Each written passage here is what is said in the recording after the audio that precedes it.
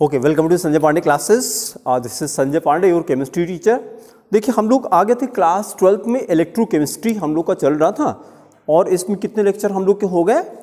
7 lectures हो चुके। तो आज हेडिंग करिए लेक्चर नंबर 8 और आज का लेक्चर दी मोस्ट इम्पॉर्टेंट, सबसे इम्पॉर्टेंट लेक्चर आज का होगा, क्योंकि इस चैप्टर के जो क्वेश्चंस न्यूमेरिकल्स हैं वो आज के टॉपिक से हम लोग जो करने जा रहे हैं वहीं से आएगा। ठीक है, तो थोड़ा सा पहले हम लोग पीछे का ये रिकॉल करते हैं। टॉपिक अभी हम लोग को क्या कंटिन्यू करना है? स्टैंडर्ड इलेक्ट्रोड पोटेंशियल, ये टॉपिक नंबर 10 है ना, स्टैंडर्ड इलेक्ट्रोड पोटेंशियल। पहले 2 मिनट कहानी सुन लीजिए हमारी। सबसे पहले तो देखिए स्टैंडर्ड इलेक्ट्रोड पोटेंशियल होता क्या है। तो इस चैप्टर को हम लोगों ने कहा था कि हम लोगों ने 2 पार्ट में डिवाइड किया था। चैप्टर को 2 पार्ट में डिवाइड किया था। पहले पार्ट में हम लोगों ने इलेक्ट्रोलिसिस कराई थी। इलेक्ट्रोलिसिस में हमने इलेक्ट्रिकल एनर्जी सप्लाई किया था और केमिकल चेंज स्टडी किया था। अब इसका उल्टा करने जा रहे हैं। इस चैप्टर का पहले भी पिछले लेक्चर में हमने कहा था कि बहुत पहले 10 ईयर्स बैक 2 चैप्टर होते थे इलेक्ट्रोकेमिस्ट्री के नाम पे, इलेक्ट्रोकेमिस्ट्री फर्स्ट, इलेक्ट्रोकेमिस्ट्री सेकेंड, ऐसे 2 चैप्टर होते थे। तो फर्स्ट में इलेक्ट्रोलिसिस पढ़ते थे और सेकेंड में हम लोग गैल्वेनिक सेल पढ़ते थे। लेकिन अब बोर्ड्स ने क्या किया, दोनों चैप्टर को मर्ज कर दिया, एक करके इलेक्ट्रोकेमिस्ट्री। तो आपको लगे हाँ एक ही चैप्टर पढ़ना है तो डर खत्म हो जाए। ठीक है, तो अब आज हम लोग इसका सेकेंड पार्ट करने जा रहे हैं। सेकेंड पार्ट में क्या करेंगे? सेकेंड पार्ट में इलेक्ट्रिक करंट क्या करेंगे? जनरेट करेंगे, बनाएंगे। इलेक्ट्रिक करंट जनरेट करेंगे कैसे? With the help of chemical change. बहुत अच्छा, with the help of chemical change. अच्छा, केमिकल चेंज करेंगे किसमें? जैसे हाँ बोले, बहुत अच्छा, 2 हाफ सेल। जैसे यही क्वेश्चन हम लोग वहाँ पे करते कि जब इलेक्ट्रोलिसिस करा रहे थे कि इलेक्ट्रोलिसिस किसमें करते हैं?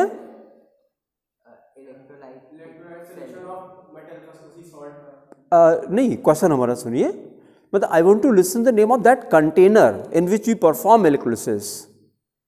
उस कंटेनर को क्या कहते हैं जिसमें इलेक्ट्रोलिसिस कराई जाती है? Electrolytic cell. This is called electrolytic cell. जैसे यहां पर आपने क्या बोला? 2 हाफ सेल्स। आपने बोला 2 हाफ सेल्स, जहां पे हम लोग केमिकल चेंज परफॉर्म करते हैं, इसको बोलते हैं 2 हाफ सेल्स। यहाँ के जो कंटेनर 2 हाफ सेल है और वहां का जो कंटेनर है, जो वेसल है, उसको इलेक्ट्रोलिटिक सेल। इलेक्ट्रोलिटिक सेल में इलेक्ट्रिक करंट सप्लाई कर जाती है, दी जाती है, बैटरी अटैच करते हैं और यहाँ पे इट इज द बैटरी, ये करंट प्रोड्यूस करता है। तो पहले तो ये डिफरेंस आ जाए। ठीक है, and any such device in which electric current is generated is called,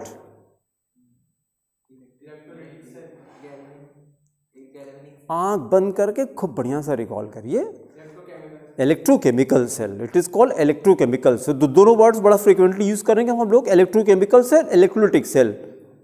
electrochemical cell में क्या होता है? इलेक्ट्रिक करंट प्रोड्यूस होती है।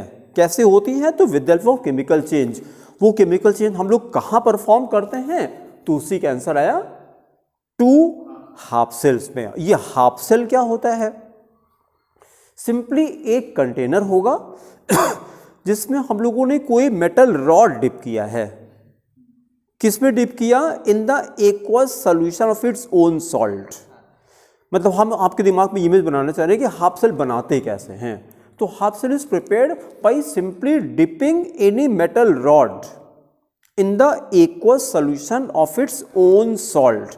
जैसे हमने क्या किया, जिंक रॉड लिया और उसको हमने, जैसे ये सपोजिंग कॉपर की इलेक्ट्रोड है, तो हमने कॉपर को कॉपर सल्फेट सॉल्यूशन में डाल दिया, जिंक को जिंक सल्फेट में डाल दिया, जिंक सल्फेट में डाल दिया। नहीं, ये डायग्राम गलत है। ये गूगल है ना। हाँ, नहीं पीछे क्या जाना है। हाँ देखिए, गलती क्या है कि कन्वेंशन क्या होता है कि एनोड को लेफ्ट पे रखा जाता है। It's a convention. सही होता अगर ये एरो जिंक की तरफ। हाँ, ये सही होता अगर एरो वो जिंक की तरफ जाती।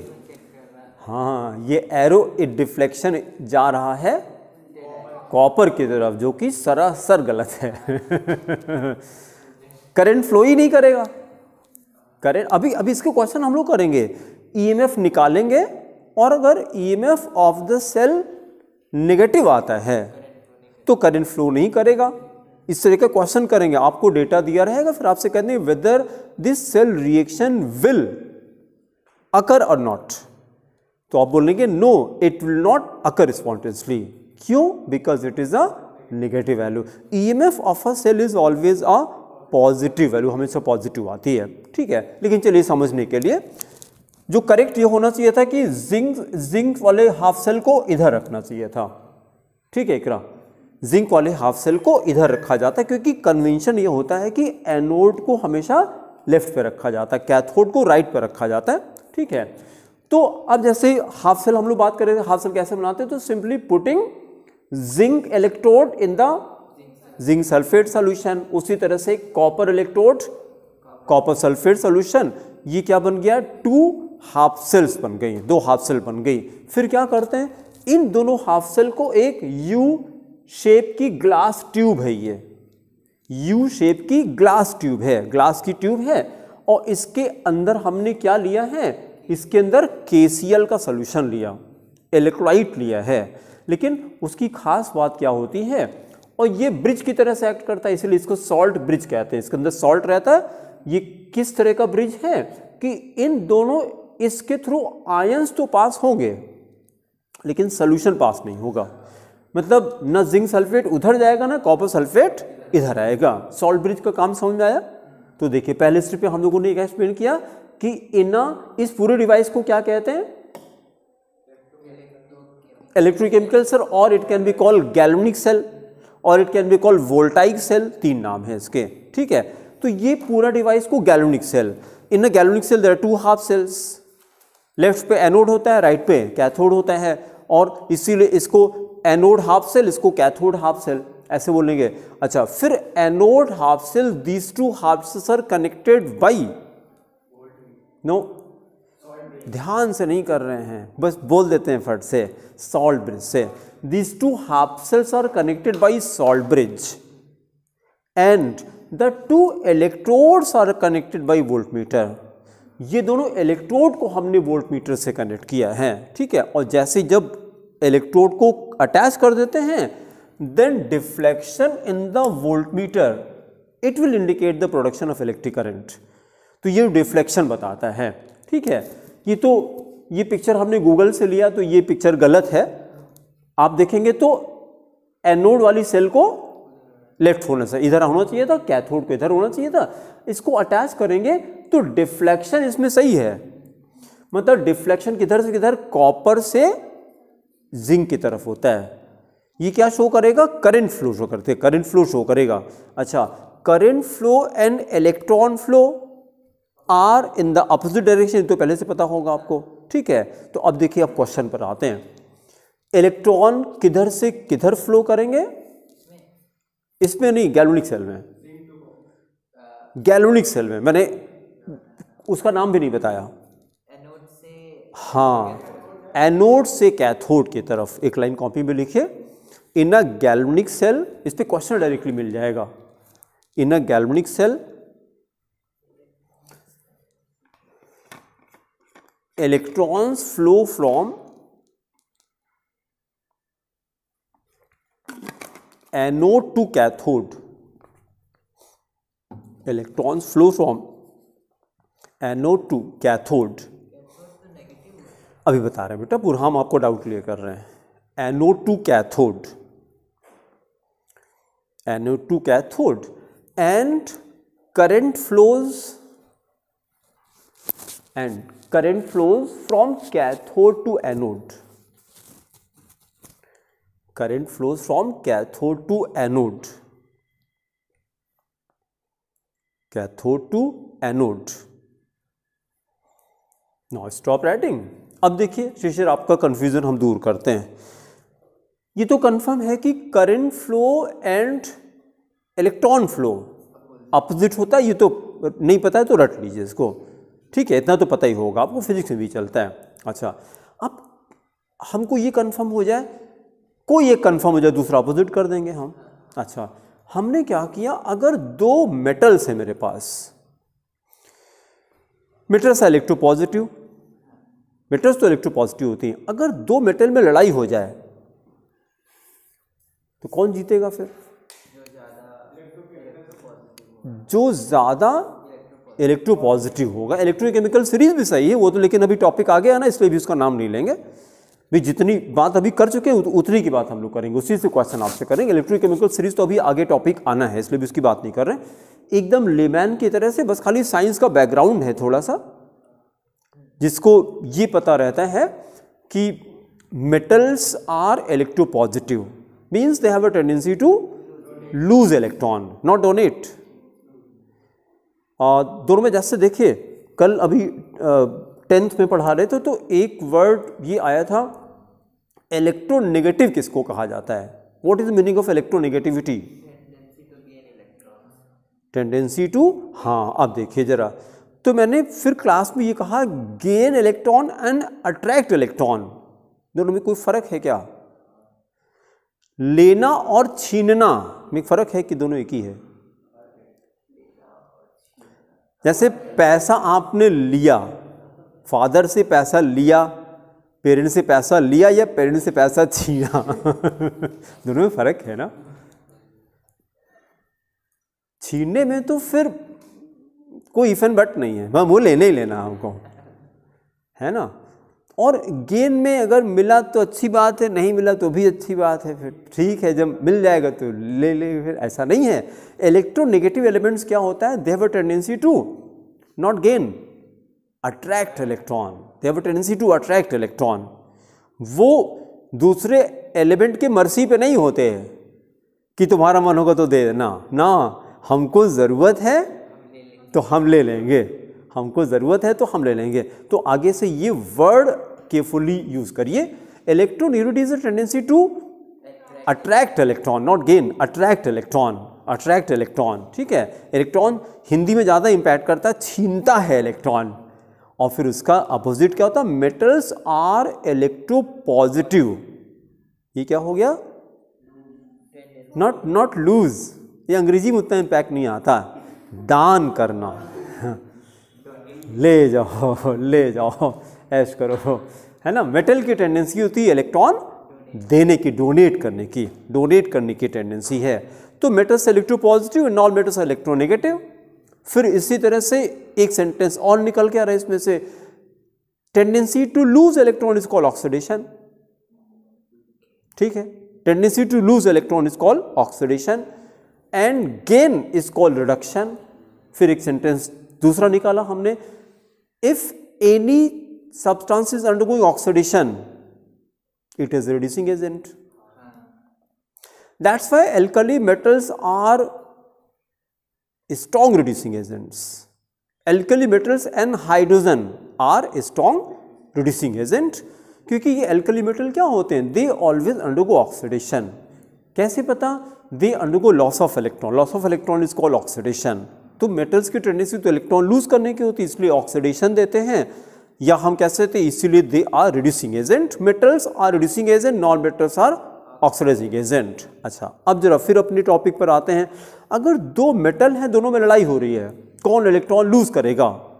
तो जो मेटल ज़्यादा इलेक्ट्रोपॉजिटिव होगा, ठीक है। तो अब उसी को लाके यहाँ अप्लाई कर देते हैं। जिंक और कॉपर को देखिए तो इलेक्ट्रोकेमिकल्स वो एक्टिविटी जो सीरीज हम लोग की है उसमें जिंक हाइड्रोजन के ऊपर है। एक्टिविटी सीरीज में हाइड्रोजन बीच में आता है और जिंक ऊपर है और कॉपर नीचे है। तो कौन ज़्यादा इलेक्ट्रोपॉजिटिव हो गया? जिंक ज़्यादा इलेक्ट्रोपॉजिटिव है, ठीक है। जिंक ज़्यादा इलेक्ट्रोपॉजिटिव है तो zinc will have a tendency to lose electron. अब इसी को लाके यहाँ अप्लाई कर दीजिए और इसको रट लीजिए। फिर बिटवीन जिंक एंड कॉपर कौन इलेक्ट्रॉन लूज करेगा? जिंक लूज करेगा, ठीक है। बिटवीन ये सेंटेंस चाहे नोट कर लीजिए। In a galvanic cell, in zinc copper galvanic cell, Zn-Cu galvanic cell, ये सारे क्वेश्चंस मिलेंगे डायरेक्टली हम लोग को। In zinc copper galvanic cell, zinc copper galvanic cell, then comma zinc electrode, zinc electrode bracket में anode, loses electrons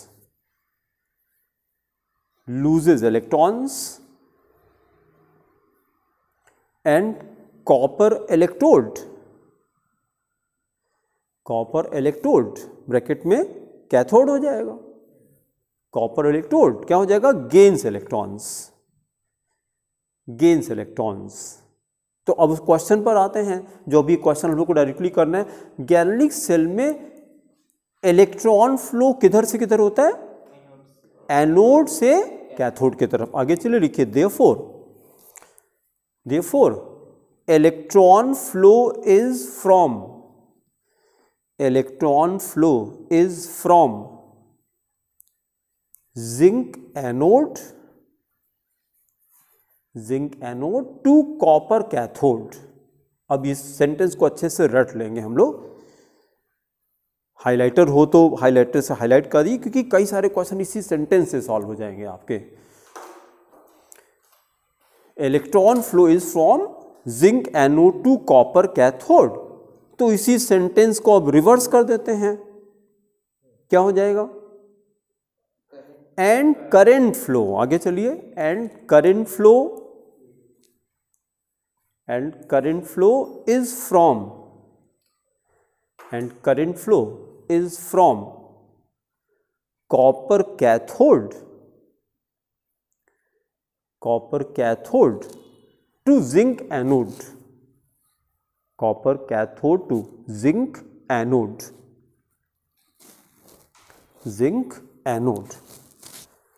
ठीक है, अब फिर अपने पॉइंट पर वापस आते हैं।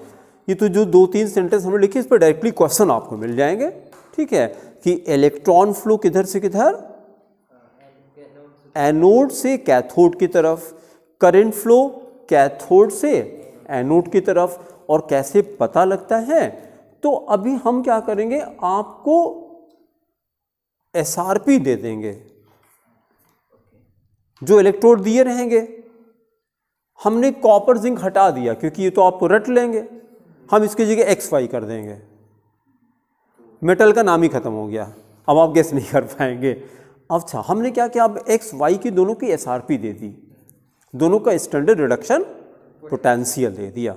ठीक है, तो जिस इलेक्ट्रोड की एसआरपी कम है, अभी रुक जाइए, पहले सेंटेंस को सुनिए, आपको रटना नहीं पड़े। जिसकी एसआरपी कम है means it has a less tendency to gain electron. SRP कम है, स्टैंडर्ड रिडक्शन पोटेंशियल कम है। Lower SRP means less tendency to gain electron, means more tendency to lose electron, means it has got more tendency to undergo oxidation, means it is a stronger reducing agent। देखिए 3 sentence मैंने बोला, ठीक है, तो आपको रटना नहीं पड़ेगा। इलेक्ट्रोड कॉपी में लिखिए, electrode having lower SRP, electrode having lower SRP. कई क्वेश्चन इसी सेंटेंस से आपके हो जाएंगे। Electrode having lower SRP has less tendency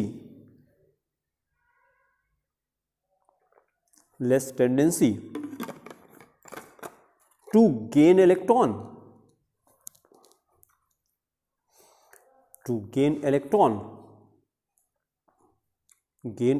bracket में reduction, and more tendency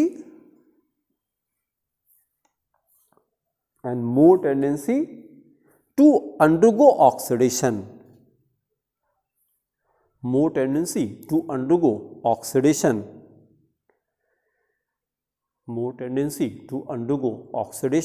bracket में no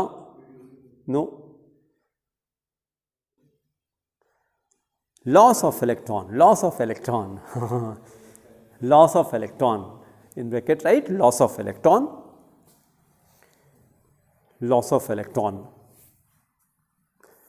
full stop। therefore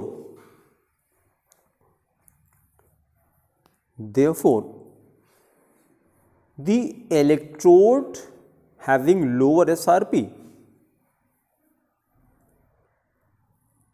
electrode having lower SRP undergoes oxidation,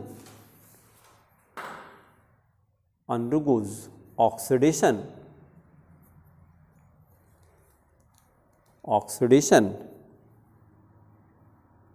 and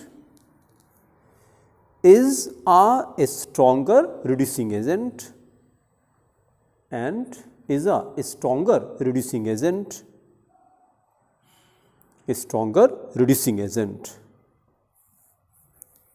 तो अब जो क्वेश्चन हम लोग करेंगे, एक्स वाई हमने दे दिया आपको और उसका क्या दिया आपको, एसआरपी दे दी, तो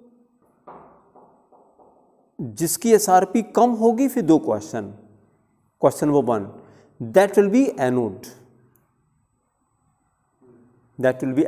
फिर दूसरा क्वेश्चन इलेक्ट्रॉन फ्लो किधर से किधर, from lower SRP to higher SRP.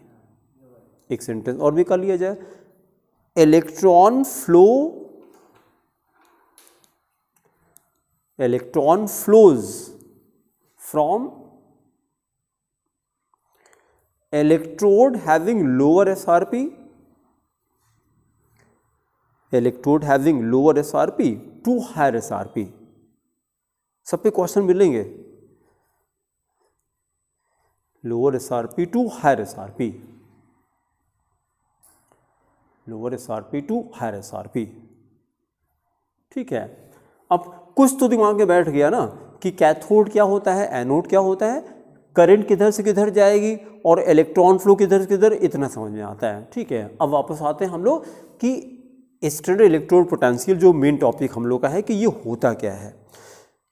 किसी भी, हाँ बोले, अगर एक एसआरपी पॉजिटिव भी है, एक एसआरपी नेगेटिव भी है, तो पॉजिटिव वाले को बड़ा रखेंगे।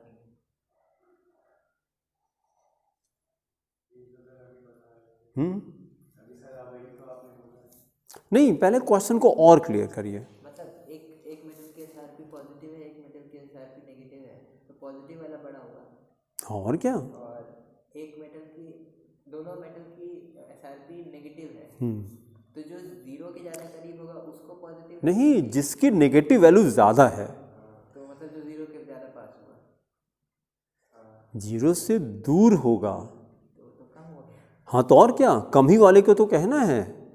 जिसकी एसआरपी कम है, मतलब जैसे अगर हमने कहा -5 वोल्ट और -4 वोल्ट, तो -5 वाला फिर एनोड हो जाएगा, हाँ, लोअर एसआरपी, हायर एसआरपी, ठीक है। इलेक्ट्रोड हैविंग लोअर एसआरपी, तो मैथमेटिकली नेगेटिव वैल्यू लोअर होती है ना, नेगेटिव वैल्यू हमने और एकदम क्लियर कर दिया। एक इलेक्ट्रोड है -4 वोल्ट है उसका एसआरपी और एक का -5 वोल्ट है, तो एनोड कौन होगा, -5 वोल्ट एनोड हो जाएगा। तो जो इलेक्ट्रॉन फ्लो होगा वो -5 से -4 की तरफ चलेगा और करंट हमारा 4 से 5 की तरफ चलेगा। अब क्लियर है, हमको नेगेटिव पॉजिटिव से मतलब नहीं है, जो वैल्यू मैथमेटिकली कम है बस। यार इतना तो मैथ्स में, आप तो मैथ्स वाले हैं ना, तो इतना तो बात होनी नहीं चाहिए मेरे ख्याल से। बायो वाला हो तो एक बार समझ में भी आए, भाई नेगेटिव वैल्यू कम होती है ना, जितना जीरो से नेगेटिव में दूर जाएंगे, जीरो से, हाँ, उतना कम होता जाएगा। भाई अभी जैसे टेम्परेचर इस समय कितना होगा टेम्परेचर, हाँ 24 के, मतलब 20 से 25 के बीच में टेम्परेचर होगा, हाँ देख लीजिए गूगल, 24, बहुत अच्छा। तो अब अगर जैसे जैसे हम लोग जनवरी की तरफ चलेंगे तो ये टेम्परेचर बढ़ेगा,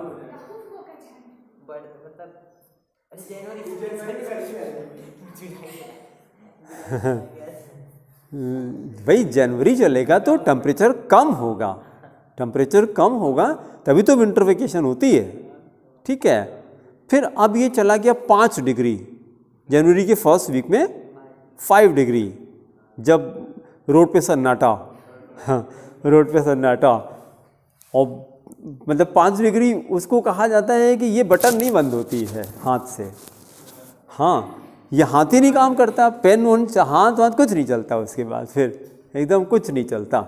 तो ये टेम्परेचर कम होता जा रहा है ना, कम होता जा रहा है। फिर और जैसे गए तो 2 डिग्री हो गया 2 डिग्री हो गया, अब 0 तो बात ही ना किया जाए।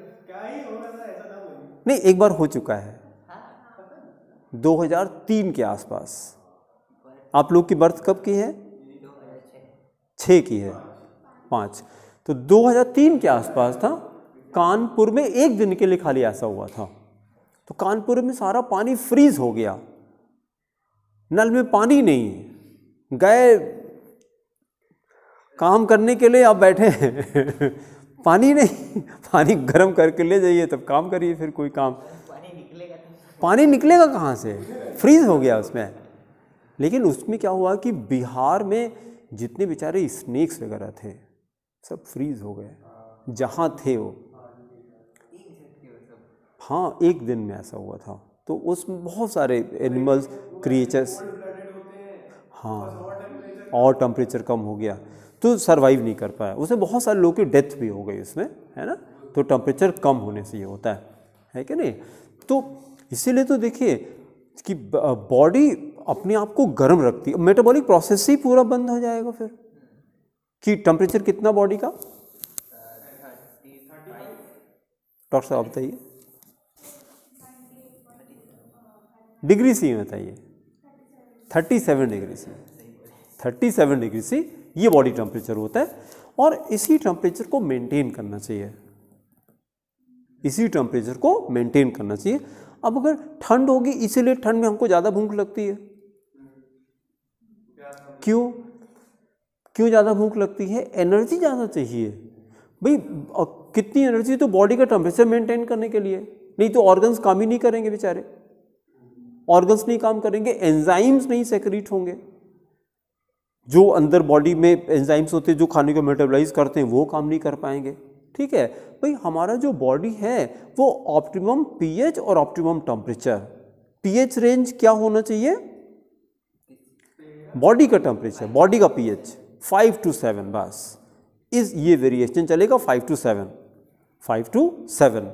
और body temperature 37 degree, plus minus थोड़ा बहुत चलेगा उतना, है ना। टेम्परेचर पे देखिए, टेम्परेचर से ज़्यादा इम्पॉर्टेंट पीएच, क्योंकि ज़्यादा हम लोग खाना पीना गड़बड़ करते हैं, एसिडिक चीज़ें ज़्यादा खा लेते हैं, तो पीएच नीचे चला जाएगा, पीएच नीचे चला जाएगा। ठीक है, अब ये तो थैंक्स गॉड कि blood is a buffer solution, blood is a buffer solution. Buffer solution किसको कहते हैं? जो अपने पीएच वैल्यू को मेंटेन करके रखता है। टीयर्स ये बफर सॉल्यूशन होता है। कितना भी रोइए इसका पीएच डिस्टर्ब नहीं होता है कितना भी रोइए, क्योंकि देखिए टीयर ग्लैंड होती है ना, टीयर ग्लैंड होती है, उसका पीएच अगर डिस्टर्ब हो जाए तो ये रेटिना ही नहीं काम करेगी। फिर ये कंटिन्यूसली देखिए ये लुब्रिकेट करती रहती है। हाँ, कर ही नहीं पाएगी। तो एकदम स्ट्रेट देखेंगे या तो ऐसे देखना पड़ेगा, ऐसे घूम करके देखना पड़ेगा, आई वॉल नहीं घूमेगी फिर। कि इतना मतलब एकदम फ्रिक्शनलेस रहता है, इतना लुब्रिकेशन रहता है कंटिन्यू। बहुत से लोगों को टीयर ग्लैंड काम नहीं करती है, तो फिर उनको टीयर ग्लैंड नहीं काम करती है तो वो लिक्विड नहीं निकलता उनके, तो उनको दिन भर ड्रॉप डालना पड़ता है, दिन भर। यही तो दिक्कत है, जब जो गॉड ने दे रखा उसकी वैल्यू नहीं होती है, टेकन फॉर ग्रांटेड चलता है। ये करोड़ों की बॉडी है, प्राइसलेस बॉडी है, ये प्राइसलेस बॉडी है ना। वही तो कह रहे हैं, आप कितने लोगों को HCl नहीं बनता तो अलग से HCl डॉक्टर पिलाता है खाना डाइजेस्ट करने के लिए। अब इंसुलिन नहीं बन रही है तो ये तो बड़ा कॉमन हो गया, लगा रहे हैं इंजेक्शन। कितनी बार आंसर है, जितनी बार खाना खाएंगे तो कम से कम 3 बार तो खाते ही हैं। तो 3 बार इंजेक्शन लगाइए, सोचिए क्या ज़िंदगी हो जाएगी। यहीं पेट में लगा देते हैं इंजेक्शन भाई, नहीं खाना खाने के पहले, खाना खाने के पहले इंजेक्शन लगा के तब खाना खाते हैं। ठीक है, चलिए अपने पॉइंट पर आते हैं। जो टेम्परेचर का हम लोग कर रहे थे कि लेस का मतलब इलेक्ट्रोड जिसकी एसआरपी कम है, कम का मतलब नेगेटिव वैल्यू जिसकी ज़्यादा है, नेगेटिव वैल्यू जिसकी ज़्यादा है। तो मैंने एग्जांपल आपको दिया -4 -5, तो जिसका इलेक्ट्रो पोटेंशियल -5 है वो एनोड हो जाएगा, वो एनोड हो जाएगा और -4 वाला कैथोड हो जाएगा। ठीक है, फिर देखिए जरा स्टैंडर्ड इलेक्ट्रो पोटेंशियल जो हम लोगों ने टॉपिक हेडिंग किया है, you take any half cell, कोई भी हाफ सेल आप ले लीजिए। ठीक है, तो हम लोगों ने कहा था कि it is not possible to calculate the electrode potential of a given half cell alone. एक हाफ सेल किसी काम की नहीं, उससे कुछ नहीं कर सकते। हाँ, हम लोग क्या करते हैं, उसको ला करके standard hydrogen electrode which is also a half cell, उसको हाइड्रोजन की हेल्प से बनाते हैं, उससे लाके जब अटैच कर देते हैं तो वो सेल वर्क करना शुरू कर देती है। ठीक है, तो अब हम क्या डेफिनेशन कैसे बना रहे हैं, standard electro potential can be defined as a potential difference between standard hydrogen electrode and the given half cell. मतलब जिसकी निकालनी है उसको लाके SHE से अटैच कर दीजिए, स्टैंडर्ड हाइड्रोजन इलेक्ट्रोड से अटैच कर दीजिए, अब जो रीडिंग आएगी वोल्टमीटर पे वही उसकी हो जाएगी। हाँ, कंडीशन क्या करना है, टेम्परेचर हमको 25 डिग्री से रखना है स्टैंडर्ड टेम्परेचर, प्रेशर 180, ये मेंटेन करेंगे। ठीक है, डेफिनेशन। हाँ हाँ, 1 मोलर रहेगा, कॉन्सेंट्रेशन 1 m रहेगा। हाँ ठीक है, डेफिनेशन नोट करिए। स्टैंडर्ड इलेक्ट्रो पोटेंशियल लिखा था, उसके ब्रैकेट में लिखे E0, ब्रैकेट में E0।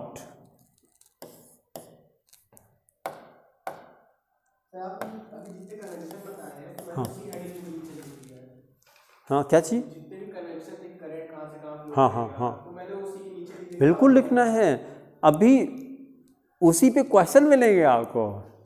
ये खाली देखने में लग रहा है तो इसलिए मैंने कहा हाइलाइटर लगाइए उस पर कि पेज पलटते वो दिखाई पड़े। ये डायरेक्ट क्वेश्चंस मिलेंगे अभी जो न्यूमेरिकल स्टार्ट करेंगे हम लोग।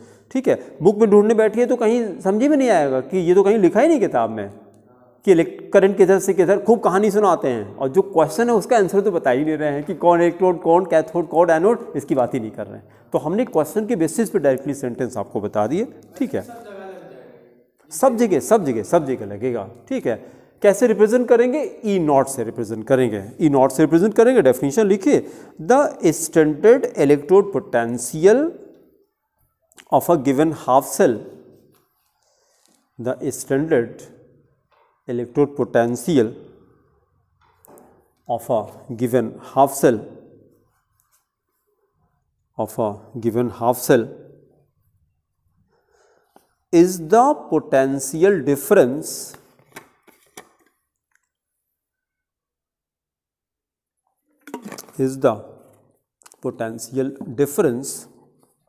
between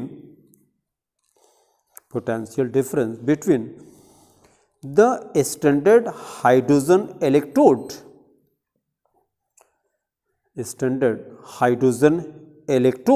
half cell, standard hydrogen electrode half cell and the given half cell,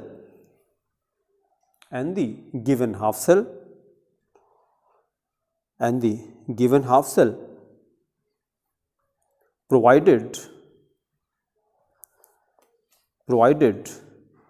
all the dissolved species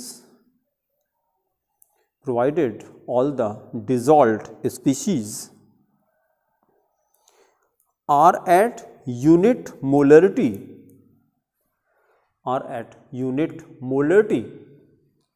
bracket में 1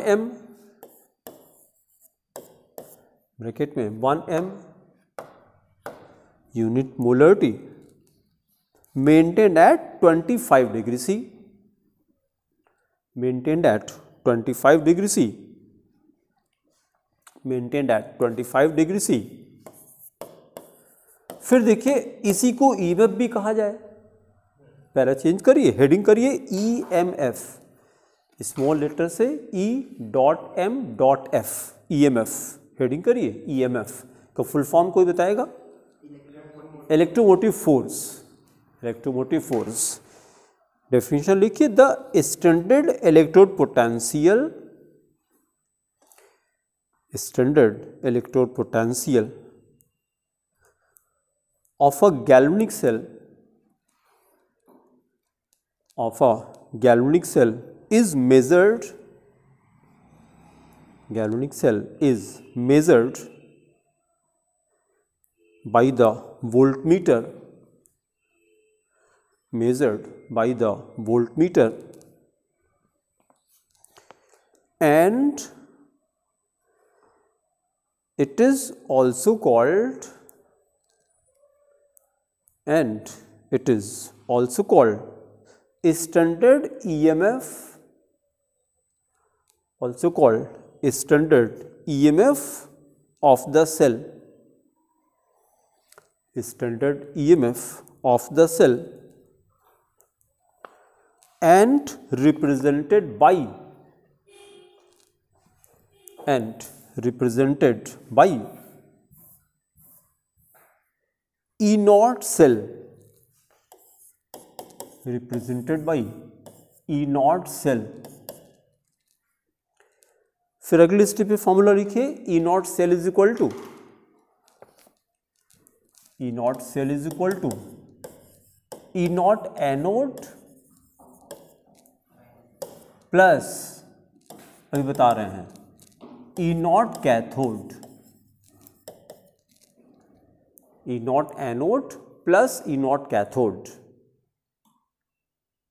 अब देखिए और क्लैरिफाई करते हैं, ये जो अभी आपने माइनस बोला, यहां पे शिष्य ने माइनस बोला, ये माइनस क्या है?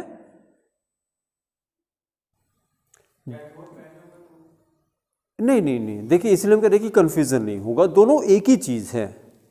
अगर हम यहां पे देखिए, ये जो E0 एनोड हमने लिया, एनोड का पोटेंशियल हमेशा SOP लिया जाता है,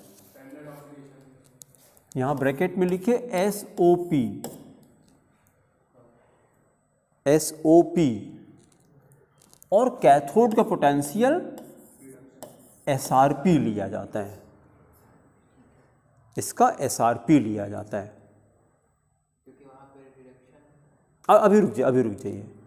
अब उसके बाद जैसे कुछ बुक्स में ऐसे दिए हैं कि अगर हम एनोड को लेफ्ट पे रखते हैं ना, तो हम ऐसा भी लिखते हैं, नीचे लिखे और, दूसरा भी लिखे और, या पहले ये वाला पॉइंट लिख लीजिए, लिखिए नोट, पहले नोट लिखिए, here electrode potential of anode,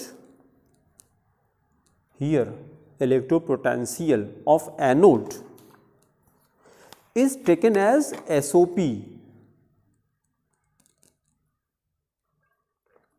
is taken as SOP,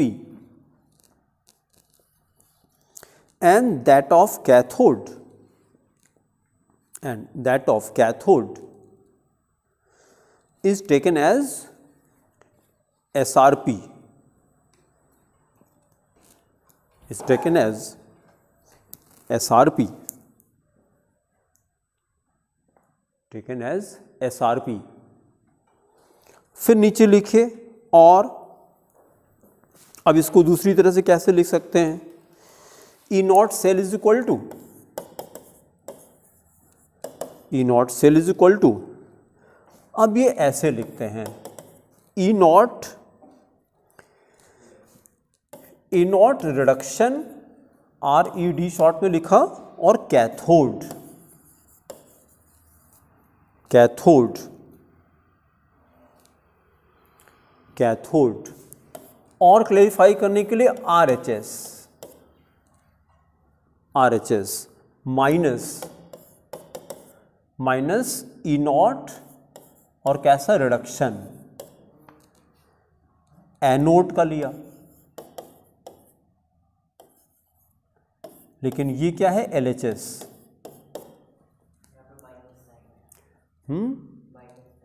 देखिए, और यहाँ माइनस ऑलरेडी है तो प्लस नहीं हो जाएगा फिर, तो यही मैंने पहले लिखा है।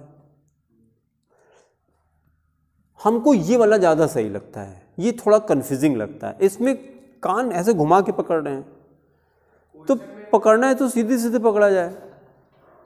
हमने क्या किया कि इंस्टेंट ईएमएफ कैसे निकालते हैं, दोनों के पोटेंशियल को ऐड कर देते हैं। हाँ, खाली अलर्ट कहाँ पे रहेंगे, एनोड का पोटेंशियल SOP लेंगे, कैथोड का SRP लेते हैं बस। तो क्वेश्चन में हमको इलेक्ट्रोड की यूजुअली SRP दी रहती है, जिसकी SRP कम है वो एनोड हो जाएगा, तो उसकी हम पोटेंशियल SOP लेंगे। अच्छा, SRP SOP में क्या फ़र्क होता है, जैसे किसी की SRP दी है -X वोल्ट, तो इसका SOP +X वोल्ट हो जाता है, बस साइन चेंज हो जाता है बस। SRP दी रहेगी आपको, तो जिसकी SRP कम है वो एनोड हो गया, उसका पोटेंशियल क्या हो जाएगा, SOP ले लेंगे, उसको लाके यहाँ रख लीजिए, और कैथोड वाले की SRP ही यहाँ रखिए, दोनों को प्लस कर दीजिए, वो E0 सेल हो गया। ठीक है, अभी जो क्वेश्चन करेंगे तो और क्लियर होगा, अब कन्फ्यूजन नहीं होगा, इसलिए मैंने दोनों लिख दिया, लेकिन हम इसी पहले वाले को यूज़ करेंगे, इसी वाले को। ठीक है, फिर नेक्स्ट रीडिंग करिए, electrochemical series. Electrochemical series, electrochemical series, electrochemical series.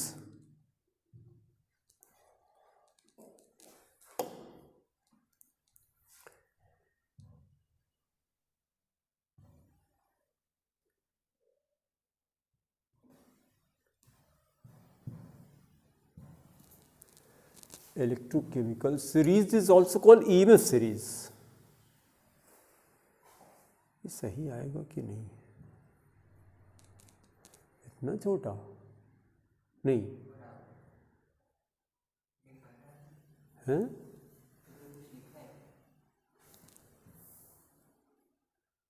नहीं इसमें हम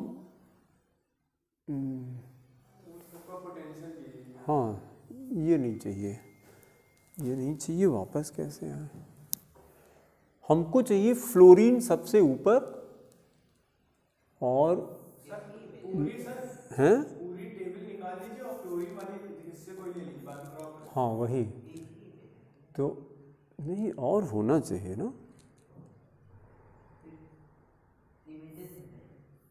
हाँ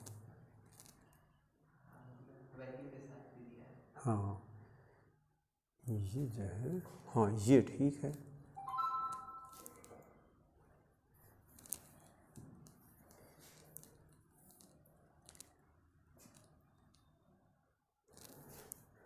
बस इससे हमारा काम बन जाएगा।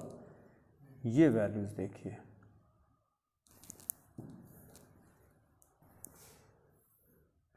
अब अगर पहले ये क्वेश्चन करें कि ईएमएफ सीरीज होती क्या है, ईएमएफ सीरीज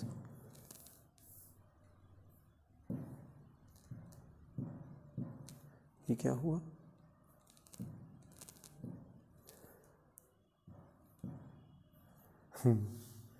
सिलेक्शन चाहिए था ना इसको,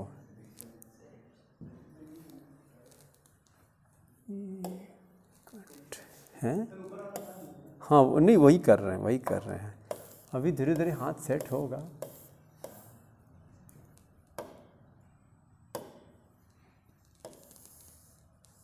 भाई पहले तो ब्लैक बोर्ड पे लिखते थे, फिर वाइट बोर्ड पे शुरू हुआ, फिर अब डिजिटल बोर्ड हुआ।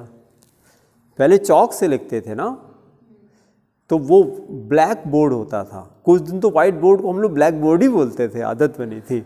तो ये होता था नहीं भैया वाइट बोर्ड है, ब्लैक बोर्ड कहाँ है, सफ़ेद सफ़ेद है ये तो, हाँ ग्रीन बोर्ड, ग्रीन बोर्ड। चलिए इसको देखिए पहले कि इलेक्ट्रोकेमिकल सीरीज या ईएमएफ सीरीज होती क्या है। It is simply the list of metals and ions, metals and ions arrange in the decreasing order of their SRP। Electronegativity कहाँ पहुँच गए यार SRP मतलब हम क्या करें कि डिफरेंट कॉपर है, जिंक है, हाइड्रोजन है, जो जो मिला सबको हमने अरेंज कर दिया। कैसे अरेंज कर दिया? Decreasing order of SRP। तो जो लिस्ट तैयार होगी उसी को बोलेंगे इलेक्ट्रोकेमिकल सीरीज, या उसी को बोलेंगे EMF सीरीज। ठीक है, तो अब अगर डेफिनेशन बनाना है कि EMF सीरीज क्या होता है, it can be defined as a list of different species arranged in the decreasing order of their SRP। बस सिंपल सी डेफिनेशन हो गई। अच्छा, इस सीरीज के अंदर फ्लोरीन को हम लोगों ने सबसे ऊपर रखा है, फ्लोरीन को सबसे ऊपर रखा है। तो अब देखिए जरा, जब आपने ये कहा है कि it is decreasing order of SRP, तो इसको देखिए फ्लोरीन की SRP कैसी होगी? हाईएस्ट होगी। फ्लोरीन की SRP हाईएस्ट है। अगर इसकी हाईएस्ट SRP है तो it has a strong tendency to gain electron and to undergo reduction, और any substance which undergoes reduction it is oxidising agent. क्योंकि SRP हाईएस्ट है तो ये स्ट्रॉन्ग ऑक्सीडाइजिंग एजेंट हो जाएगा। अभी कॉपी में लिखेंगे इसको हम लोग। जिसकी SRP हाईएस्ट है जिस इलेक्ट्रोड की, वो स्ट्रॉन्ग ऑक्सीडाइजिंग एजेंट हो जाएगा। तो fluorine is the strongest oxidising agent. Fluorine को कोई ऑक्सीडाइज नहीं कर पाता, फ्लोरीन सबको ऑक्सीडाइज कर देता है। भाई फ्लोरीन को इसे देखे, अभी जब हम लोग DF स्टार्ट करेंगे, इनऑर्गेनिक केमिस्ट्री में DNF स्टार्ट करेंगे, तो वहाँ पर जब बात आती है कि फ्लोरीन की ऑक्सीडेशन स्टेट पॉजिटिव नहीं होती, और सारे हेलोजन की ऑक्सीडेशन स्टेट पॉजिटिव नेगेटिव दोनों होती है, लेकिन फ्लोरीन की केवल और केवल नेगेटिव, वो भी -1, बस केवल -1 और कोई नहीं। क्लोरीन पे आते हैं तो प्लस माइनस दोनों होता है, दोनों वेरी करता है और सारे हेलोजन का, लेकिन फ्लोरीन की, इसीलिए तो फ्लोरीन स्ट्रॉन्गेस्ट ऑक्सीडाइजिंग एजेंट भाई, फ्लोरीन स्ट्रॉन्गेस्ट ऑक्सीडाइजिंग एजेंट। और फ्लोरीन को देखे, फ्लोरीन को डिस्कवर करने में कितना टाइम लगा होगा? It took how much time in the discovery of fluorine? It took 100 years. Fluorine को डिस्कवर करने में 100 ईयर्स लगे हैं। जितनी बड़ी चीजें होती हैं दे टेक टाइम। तो भाई को कहीं से भी एग्जाम्पल उठा के देख लीजिए, ताजमहल को बनाने में 24 ईयर्स लगे हैं। 24 साल बहुत होता है यार, किसी इंसान की आधी जिंदगी होती है। और कितने वर्कर्स, पता नहीं, कहीं 400-500 ऐसे बोला जाता है, इतने वर्कर्स लगे हुए थे, कंटिन्यूअस वो काम कर रहे थे। ठीक है, कोई भी एग्जाम्पल, बहुत सारे एग्जाम्पल्स हैं। ये कहा जाता है कि IPC रूल को देख लीजिए, IPC रूल बनाने में 100 ईयर्स लगे हम लोगों को, 100 ईयर्स लगे हैं। तो जितनी बड़ी बड़ी चीज़ें हैं, बुद्ध को बुद्ध बनने में कितना टाइम लगा? हाँ, 35 ईयर्स तक तो ऐसे नॉर्मल घूम रहे थे हम लोग की तरह से। एंड देन 35 पे उन्होंने शुरू किया, एंड देन 7 ईयर्स। लेकिन अब देखिए, ये कहा जाता है कि ह्यूमन पोटेंशियल अमेजिंग है, कि 7 ईयर्स में आप क्या बन सकते हैं? गॉड बन सकते हैं 7 ईयर्स में। बुद्ध एग्जाम्पल हैं इसके। 7 ईयर्स में गॉड बन सकते हैं। और फिर तो ये वर्ल्डली चीजें क्या हैं? कुछ नहीं है। अभी तो आदमी को लगता है कि सबसे बड़ा टास्क क्या होता है? नीट क्वालिफाई करना। सबसे बड़ी चीज होती है IIT क्वालिफाई करना। ये बड़ी चीज नहीं है। अगर ये कुछ नहीं है, जो ह्यूमन माइंड की पोटेंशियल है, ठीक है, ये कहा जाता है कि इस जीवन की सबसे बड़ी उपलब्धि क्या हो सकती है? What will be the greatest achievement of this human life? नहीं इतना, हाँ, और हैप्पीनेस भी सही है आंसर। और इसको और थोड़ा सा और सेंटेंस को हम और सिंप्लीफाई करना चाह रहे हैं। उसका आंसर है ग्रेटेस्ट अचीवमेंट तब कहा जाएगा कि जब ये मन आपको परेशान न करता हो। बस, नहीं कंट्रोल तो कर ही नहीं पाएंगे आप, कंट्रोल नहीं कर पाएंगे। उसकी जगह पे कंट्रोल की दूसरा टर्म यूज करना है आपको। आपका माइंड पीसफुल रहता है और प्रसन्न रहता है। आपका मन शांत रहता है और प्रसन्न रहता है। अगर ये दो प्रॉपर्टी आपके माइंड में आ गई तो you are not less than God. आप में गॉड में कोई डिफरेंस नहीं है, फिर आप में बुद्ध में कोई डिफरेंस नहीं है, आप में जीसस में कोई डिफरेंस नहीं है, फिर सब एक हैं। फिर क्या होगा, जैसे ये कहा गया, आज एक पोस्ट हमने डाला था, आप देखिएगा तो हम तो FB पे है, इंस्टा पे है, सब जगह डालते हैं, व्हाट्सएप पे जाता है। तो संस्कार समझते हैं, संस्कार हैं, कोई फ्रेंड पढ़ते भी होंगे संस्कार इंटरनेशनल में, स्कूल का नाम है ना संस्कार इंटरनेशनल। हाँ, लड़के का भी नाम होता है। संस्कार वो होता है, हाँ, डेयरी का नाम है। नहीं, इस वर्ड का मीनिंग क्या, संस्कार का मतलब, संस्कार का मतलब कि आपके माइंड के ऊपर जो प्रोजेक्शंस होते हैं, जो इंप्रेशंस होते हैं, उसको संस्कार कहते हैं। आपके माइंड पे क्या एक्सप्रेशन, इंप्रेशंस, प्रोजेक्शंस, मतलब जैसे आपको कोई कंपटीशन में बैठने जा रहे हैं, अंदर संस्कार पे डिपेंड करेगा कि अंदर सेल्फ टॉक कैसी होती है, कि हम पढ़ाई कर रहे हैं ट्राई करने के लिए, कि हम पढ़ाई कर रहे हैं क्वालिफाई करने के लिए। ये संस्कार पे डिपेंड करेगा। ठीक है, ज़्यादातर लोग किस लिए पढ़ाई करते हैं? नहीं, क्वालिफाई करने के लिए नहीं करते, बस ट्राई करने के लिए करते हैं। नीट का एग्जामिनेशन कितना % कॉन्फिडेंस के साथ जाते हैं एग्ज़ाम देने की, इस बार कितना % चांस कि मेरा हो जाएगा, क्या 100% सोच के जाते हैं?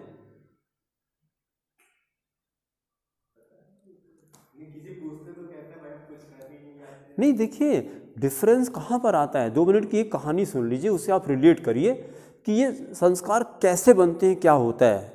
एक सेल्समैन है, 30,000 उसकी सैलरी है और 8 to 8 की जॉब है उसकी, सुबह 8 से रात को 8 बजे तक की जॉब है। टेलीविज़न बेचना उसका काम है, ठीक है। अच्छा, अब आज 31 लास्ट डे था मंथ का और कंपनी को टर्नओवर चाहिए था, तो उसने शाम को 5 बजे एक ऑफ़र निकाला कि जो आज एक टेलीविज़न और एक्स्ट्रा बेचेगा, जो डेली का टारगेट वो तो रहेगा ही रहेगा, जो आज अगर और एक अलग से बेचेगा तो उसको 2,000 रुपये अलग से इंसेंटिव देंगे। अब कितने लोग टीवी बेचना चाहेंगे? 2,000 तो लाइन लग जाती। डेली के रूटीन में अभी आप इमेजिन नहीं कर पाएंगे। आप अगर एक हफ्ते 8 to 8 काम करिए पहले, only then you can understand what is 8 to 8। खिसियाने लगेंगे आप, और उस पर प्यार से काम ही नहीं होता है। रोज़ शाम को आपकी पूजा भी होती है। जब आप ऑफिस लौट के आते हैं तो बॉस क्या करता है, खूब बढ़िया बढ़िया बातें आपको सुनाता है, और जब सोने जाते हैं तो वो गुस्सा जाके वाइफ पे उतरता है, फिर बच्चों पे उतरता है, क्योंकि दिन भर आप मेहनत तो कर ही रहे हैं, रिजल्ट नहीं आ रहा है तो आप इसमें क्या गलती है, लेकिन वो बॉस सुनाता है। तो घर में वाइफ की सुनिए और ऑफिस में बॉस की सुनिए, तो अब जाए तो कहाँ जाए। तो उस खिसियाहट में तब अगर ये कहा जाता है कि अगर आप ये एक टेलीविज़न और बेचते हैं तो आपको 2,000 रुपये एक्स्ट्रा मिलेगा। तो बहुत मुश्किल है कि आप कहें कि नहीं हम बेचेंगे, क्योंकि आप इतना खिसिया चुके होते हैं महीने भर काम करते करते। क्योंकि अब 8 बज रहा है, अब उसके बाद फिर एक्स्ट्रा करने के मतलब कि अब आज 10 बजेगा रात को आपका, तो घर पे जाके सुनना भी तो है, कहाँ थे इतनी देर से, कहाँ से आ रहे हो, मोबाइल तुम्हारा स्विच ऑफ क्यों जा रहा है। तो अब वाइफ से लड़ना तो फिर बड़ा मुश्किल है ना। अब ये एक्सप्लेन करना है कि मोबाइल क्यों स्विच ऑफ था। अरे स्विच ऑफ ना होता तो हम कैसे कस्टमर को कन्विंस करते, उसी समय तुम्हारा कॉल आ रहा है तो पूरा डिस्टर्ब हो जाता है, इसलिए स्विच ऑफ था। अब उनका ये था कि तुमने क्यों ऑफ कर दिया, इसके अंदर भी कहीं घूम रहे थे, टहल रहे थे या कहीं भी थे। अब वो अलग से लड़ाई है, तो आदमी कहता है कि नहीं हमको नहीं चाहिए 2000 रुपये। लेकिन अब सिचुएशन चेंज करते हैं, सिचुएशन चेंज हो गई कि mother is in hospital and the money is needed. अब कितने लोग बेचना चाहेंगे टेलीविज़न, अब तो बिकेगा ही बिकेगा। अच्छा, पहले कितने % चांस था कि वो टेलीविज़न 10 बजे तक बिक जाएगा, 2000 रुपया मिलेगा, पता नहीं, लेकिन अब तो बिकेगा, क्योंकि अब टेलीविज़न बिक रहा है माँ के लिए, अब मदर के लिए बिक रहा है, नहीं तो हॉस्पिटल में है वो। पहले टेलीविज़न बिक रहा था 2000 रुपये के लिए, अब टेलीविज़न बिक रहा है मदर के लिए। ठीक है भाई।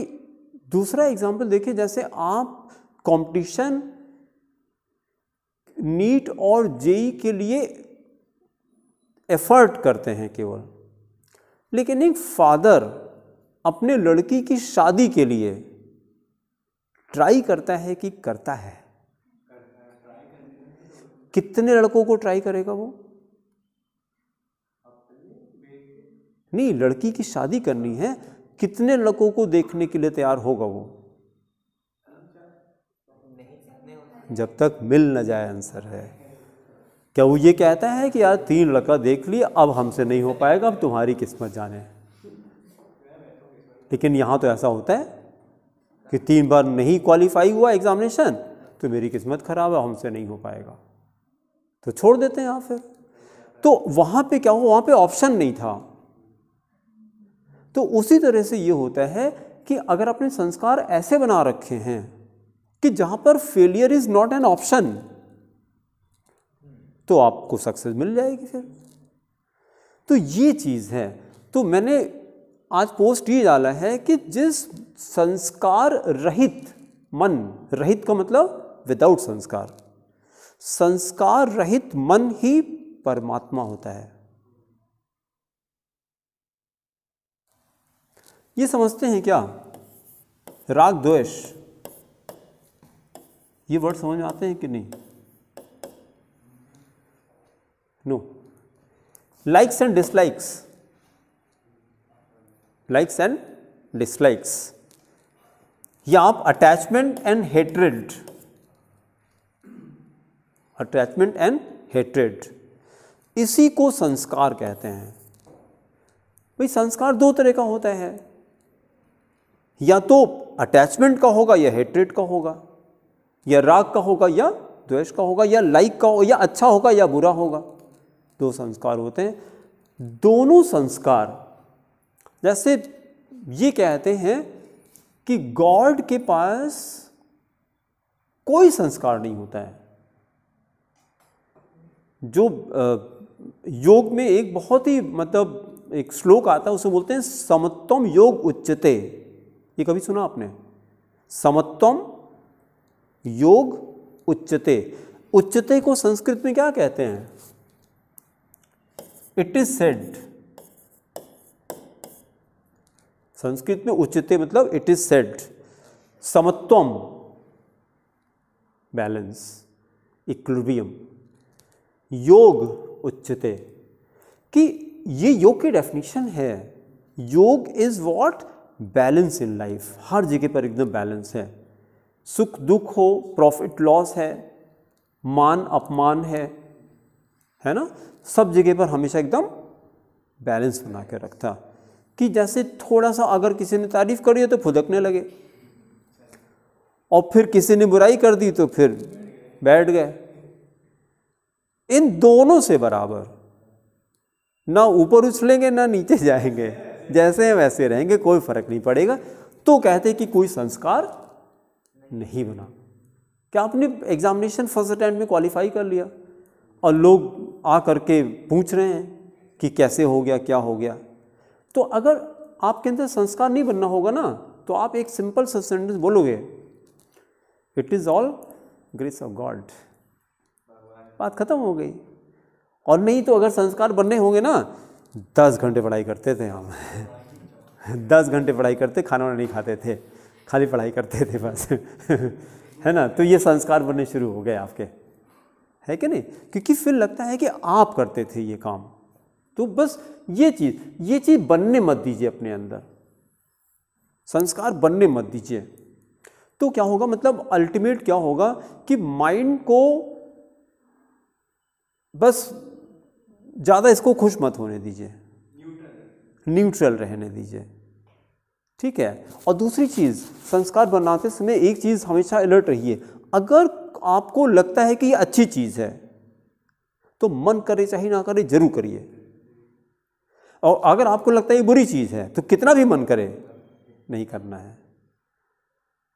क्योंकि संस्कार जब बनने चलेगा तो दोनों चीजें हैं ना, अच्छा भी है बुरा भी है। तो ये आपको इसीलिए कहा जाता है कि जब इस समय जो आपकी एज है, आपके मन का, आपके संस्कारों का निर्माण हो रहा है इस समय, आपके मन का निर्माण हो रहा है इस समय।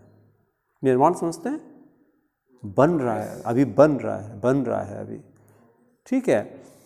और भाई अभी तो आप एक्चुअल एज तो अब आपकी शुरू हो रही है, क्योंकि अभी तक आपको पता ही नहीं था, बच्चे थे, अभी उतना डेवलपमेंट, कोई भी कुछ कहता हाँ सब समझ आ जाता, हाँ ये भी ठीक करें ये भी ठीक करें, नहीं, अब आप उसको देख सकते हैं, एनालाइज कर सकते हैं, भाई तभी तो एडल्ट कहा जाता है ना। एडल्ट का मतलब ये हो गया, अभी तो आपके पास साइनिंग अथॉरिटी भी नहीं है, आप नहीं कहते लाओ लिख के दे दें, अभी आपका लिखा कोई मतलब ही नहीं है अभी आपको, आप चेकबुक पे साइन नहीं कर सकते अभी, आप वो कब कर सकते हैं, आफ्टर 18 डीएल बनेगा आफ्टर 18 के पहले अगर आपने किसी से कॉन्ट्रैक्ट किया तो लॉ में ये कहा जाता है कि your contract is null and void. नहीं, ये टर्म है, कंप्यूटर में भी ये वर्ड आता है, नल एंड वाइड। वाइड का मतलब कुछ नहीं, खाली। तो वो कॉन्ट्रैक्ट का कोई मतलब नहीं होता है कि अगर जोश में आपने शादी कर ली, मंदिर में जाके और चाहे जैसे कर लिया, उस शादी का कोई मतलब नहीं है, लीगली इसका कोई मतलब नहीं है, नहीं कुछ नहीं है। अगर वो लीगल नहीं है मैरिज, अगर कॉन्ट्रैक्ट लीगल नहीं है तो कोई मतलब नहीं है उसका।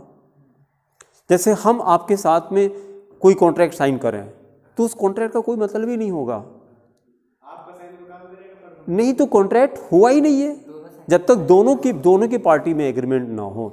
जब अब 18 के हो जाएंगे तब फिर होगा, तब हो जाएगा, ठीक है भाई। इसलिए तो कहते हैं कि जैसे अभी तो संस्कार आपके बन रहे, यही तो उम्र है अब आपकी, तो इसमें अपने मन को बहुत केयरफुली ऑब्जर्व किया करिए, बहुत केयरफुली ऑब्जर्व करिए, ये पता रहे कि ये अगर ये सही काम है। जैसे छोटा सा एग्जांपल, सुबह जैसे ही नींद खुले 3 ऑप्शन आपको देते हैं, जैसे नींद खुलती है आपकी सुबह,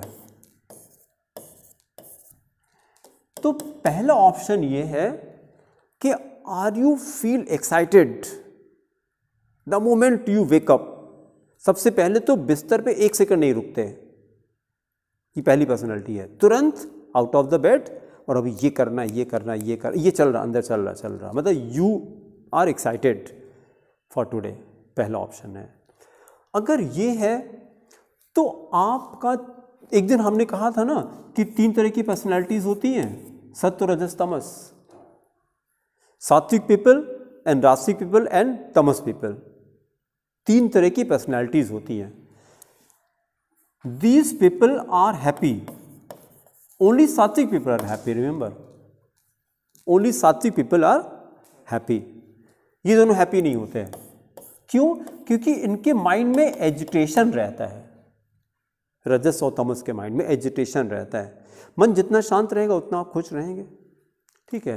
तो ये पहली प्रॉपर्टी हो गई, ये सत्व की होगी, ये सात्विक पीपल है, ये सात्विक की पहचान है। क्या पहचान है? जब सुबह उठता है तो एक्साइटेड रहता है और तुरंत बिस्तर के बाहर होता है। ठीक है। दूसरा ऑप्शन देखिए, जब सो के उठे तो मूड ऑफ है, किसी से बात नहीं करेंगे, मुंह बना के रखेंगे, आधे घंटे लगता है उनको चार्ज होने में, जब तक एक कप कॉफ़ी ना मिल जाए, जब तक चाय ना मिल जाए, है ना, मुंह उनका बना रहता है। और जब सुबह उठते हैं तो स्ट्रेस्ड रहते हैं, यार अभी ये नहीं हुआ, वो नहीं हुआ, अभी उस पर प्रोजेक्ट बाकी है, अभी केमिस्ट्री में इतना छूटा हुआ है, ये है। इस तरह से अगर उठते हैं तो ये पर्सनैलिटी आपकी रजस की है। माइंड में क्या मिला? पीस की एजिटेशन, एजिटेशन है ये। तो माइंड जब एजिटेटेड हो तो हैप्पी कभी नहीं होगा। ठीक है। तीसरी कैटेगरी देखें, ये उठता है और फिर सो जाता है। रियल कैटेगरी ना, ये उठता है और इसको फिर से सोने का मन करता है। ये सनराइज तो इसने देखा ही नहीं ना। ये जो है इनको कहा जाता है they love sun downers, they love sun downers. Sun downer जानते किसको कहते हैं? हाँ, सनसेट के बाद जो जो एक्टिविटी होती है, नंबर 1 पे पीने वाली एक्टिविटी, ये दिन भर इंतज़ार करते हैं कि शाम कब आएगी। हाँ, और ये इनकी जो प्रॉपर्टी है रात में जगने वाली, सुबह जल्दी नहीं उठ सकते ये। ठीक है। और इनके लिए एक सबसे बड़ा जो वर्ड है प्रमाद, हिंदी का वर्ड है, इसका कोई सब्स्टिट्यूट है ही नहीं। प्रमाद समझते हैं? प्रमाद, आलस्य, निद्रा, ये इनकी पहचान है। आलस तो समझते हैं, निद्रा भी समझते हैं। प्रमाद का मतलब होता है कि मतलब पागलपन होता है इनके अंदर कि हमको मत बताओ, हमको सब पता है। ये किसी की नहीं सुनते। नहीं, घमंडी दूसरा होता है, ये सुनते ही नहीं है, अपना ही करेंगे बस, केवल किसी की नहीं सुनेंगे। ये सात्विक सुनता है, सबकी सुनता है ये। हाँ, करता भी है अगर उसको सही लगता है कि नहीं सर ने कहा था अब कल से सुबह उठेंगे, ये सात्विक वाला कल से चालू कर देगा, ये चालू कर देगा। ठीक है। और इसकी वही 3 पहचान है, प्रमाद, आलस्य और निद्रा। ये कौन सी पर्सनैलिटी है? इसको तमस कहते हैं। तमस एक मूवी भी आई थी, तमस के नाम पे एक मूवी थी, तमस। अच्छा, अब इन तीनों में से नंबर पर किसको रखा जाए? सात्विक को रखा जाए, है ना। ओनली सात्विक पीपल आर हैप्पी, याद रखिए। और गीता में भी श्लोक आता है, सत्वात् सज्जायते ज्ञानम, सत्व से ही ज्ञान आता है। सत्वात् सज्जायते ज्ञानम रजसो लोभा एव च। सत्व से क्या आता है? ज्ञान आता है। रजस से क्या मिला? लोभ। लोभ समझते हैं? ग्रीड, इससे ग्रीड आती है। तो श्लोक कैसे स्टार्ट हो रहा था? सत्वात् सज्जायते ज्ञानम, सत्व से ज्ञान मिलता है। रजसो लोभा एव च, प्रमाद मोहो मोह, तमसो भवतो अज्ञान में च, ये अज्ञान। देखिए, सत्व से क्या मिलता है? ज्ञान मिलता है। रजस से लोभ, तमस से 3 चीजें मिलती हैं। इससे 3 चीज मिलती है, एक प्रमाद मिलता है, मोह मिलता है और अज्ञान मिलता है। तो ज्यादा मिलेगा तमस में, ये मैं नहीं कह रहा, ये भगवान ने गीता में बता दिया। ठीक है। तो ये आज की जब आपका ये बढ़ेगा, तमस बढ़ेगा, तो आप क्या करेंगे? आलस्य होगा, प्रमाद होगा, निद्रा होगी, कोई काम आपका कंप्लीट नहीं होगा। और आपको खाना कैसा अच्छा लगेगा? कोई स्पाइसी अच्छा लगेगा। सात्विक लोग को फ्रूट्स बहुत अच्छा लगता है। सात्विक people they love fresh food, बासी खाना नहीं खाते वो, दाल रोटी खाएंगे गरम गरम। और ये तमस वाला, इसको दाल कैसी चाहिए? 3 दिन की पुरानी हो चलेगी, लेकिन तड़का बढ़िया होना चाहिए। हाँ, फ्राइड होना चाहिए। और सत्व वाला क्या है, एकदम अभी अभी एकदम सादी है, घी भी नहीं पड़ा, कुछ नहीं, केवल अभी तुरंत बनी है, गरम गरम दाल रोटी खा लेंगे एंड विल बी हैप्पी। नहीं, टेस्ट होता है बेटा, टेस्ट एक्चुअली यहाँ पे होता है, मन पे होता है। जब आपका मन एकदम शांत है, हर खाने का अपना टेस्ट है, तो आपको उसका टेस्ट आएगा। जैसे बहुत से लोग चाय पीते हैं बिना चीनी के, तो उनका एक टेस्ट होता है बिना चीनी के, उसका एक टेस्ट डेवलप हो जाता है। ठीक है, तो ये 3 कैटेगरी है, इस पे फोकस करिए आप लोग। तो ये कहना चाह रहे थे कि अभी आपके संस्कार बन रहे, अभी आपके मन का निर्माण हो रहा है, तो जो भी अच्छी आपको लगता है कि ये अच्छी बात है, उसको ज़रूर करिए, चाहे मन करे चाहे ना करे। भाई जैसे आपने ये बना लिया कि हम डेली 3 घंटे 4 घंटे 5 घंटे 6 घंटे पढ़ाई करते हैं, ये अच्छी बात है। ये तो कल से करना शुरू कर दिया, अच्छा लगे चाहे ना लगे, अब वो आप डिसाइड करेंगे कि हमको कितने घंटे पढ़ाई करना है। रात को डिसाइड कर लिया है 10 PM I am in the bed. अब अगर ये डिसीजन हो गया, जब 10 PM बेड में होंगे तो 4 AM उठ भी तो जाएंगे। फिर ये नहीं कि खाली सोने का रूल बनाना है, उठने का है। हाँ, ये गलत है। देखिए कितने घंटे हो गए, 10 to 4, it is more than sufficient, इससे ज़्यादा नहीं सोना है अब आपको। और ये एकदम बेस्ट टाइम है स्लीप का। मेलेटोनिन का लेवल बहुत हाई रहता है इस समय, प्रॉपर साउंड स्लीप होगी, पूरी बॉडी आपकी एकदम रिपेयर हो जाएगी, पूरी बॉडी एकदम रिपेयर हो जाती है। ठीक है, चलिए वापस आते हैं। इलेक्ट्रोकेमिकल सीरीज, इसमें हम लोगों ने क्या किया था कि जितने भी हमारे डिफरेंट स्पीशीज थी, आयंस थे, मेटल थे, हाइड्रोजन था, सबको हमने डिक्रीजिंग ऑर्डर ऑफ SRP में अरेंज कर दिया था। तो इस सीरीज में सबसे ऊपर कौन, फ्लोरीन आता है। तो अब सेंटेंस सुनिए जरा, फ्लोरीन हैज़ हाईएस्ट SRP। अगर हाईएस्ट SRP है तो it will be strongest oxidising agent. बहुत अच्छा। फिर उल्टा आता है, लिथियम सबसे नीचे रखा गया है, lithium has lowest SRP, lithium has lowest SRP। नहीं, इसमें नहीं है। अब इसको छोड़िए, इसको छोड़िए, ये तो गूगल से ले लिया गया, जो कंप्लीट है भी नहीं है। ठीक है, जो हाईएस्ट वो एक्टिविटी सीरीज है बेटा, वो दूसरी चीज़ है। हाँ, ये दूसरी चीज़ है, ये इलेक्ट्रोकेमिकल सीरीज है, वो एक्टिविटी सीरीज है। ये दोनों एक ही चीज़ है बेटा, वो प्रिंटेड है, वो हाथ से बनी है, और कोई डिफरेंस नहीं है।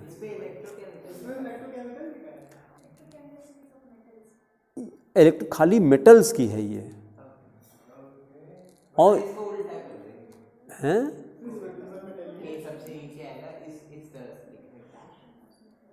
उसको छोड़िए, खाली यहाँ पे देखिए।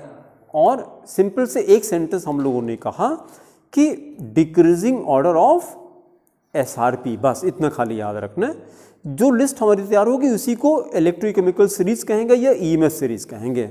और फिर 2 क्वेश्चन और हमारे तैयार हो रहे हैं कि जो सबसे ऊपर होगा वो स्ट्रॉन्गेस्ट ऑक्सीडाइजिंग हो जाएगा, नीचे वाला स्ट्रॉन्गेस्ट रिड्यूसिंग एजेंट होगा। अब देखिए क्वेश्चन हमको कैसे मिलेंगे। अगर हमने सपोजिंग 3 एलिमेंट ले लिए, इलेक्ट्रोकेमिकल सीरीज से हमने 3 चीज़ें उठाई A B C, तो C की SRP लोएस्ट हो जाएगी, C की SRP लोएस्ट हो जाएगी। अच्छा, अगर इसकी SRP लोएस्ट है तो पहली बात तो ये एनोड हो जाएगा। दूसरा एक क्वेश्चन और भी आएगा, C क्या करेगा जिसकी SRP कम होती है, वो अपने से ऊपर वाले को एक्वस सॉल्यूशन से डिस्प्लेस कर देता है। ये दूसरा क्वेश्चन आ गया अब कि कौन किसको, जैसे हमने जिंक को कॉपर सल्फेट में डाल दिया तो जिंक की SRP कॉपर से कम होती है, तो जिंक क्या करेगा, कॉपर सल्फेट से कॉपर को हटा देगा, डिप्लीट कर देगा वहाँ से। तो एक क्वेश्चन अभी ये भी हम लोग करेंगे। ठीक है, पहले डेफिनेशन लिखिए। electrochemical series, right? The list of elements, हाँ, the list of elements or ions, the list of elements or ions arranged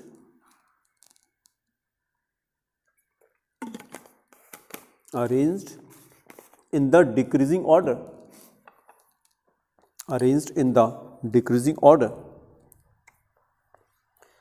of their SRP, decreasing order of their SRP is called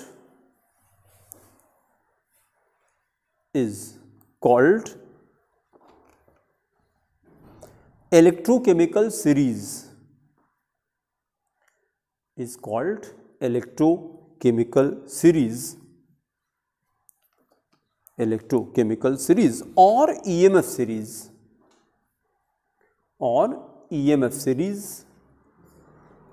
ji sir बताइए sir.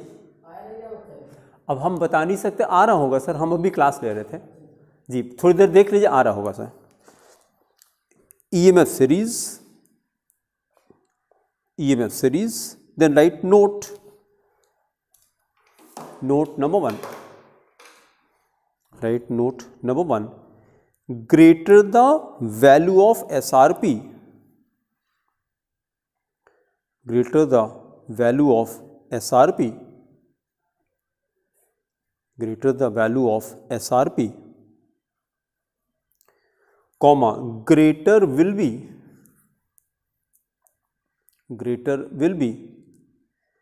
its oxidizing power,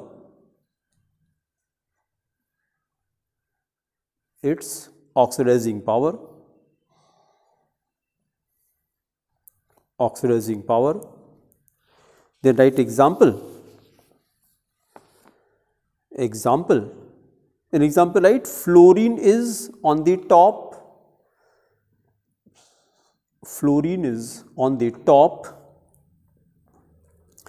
in the series,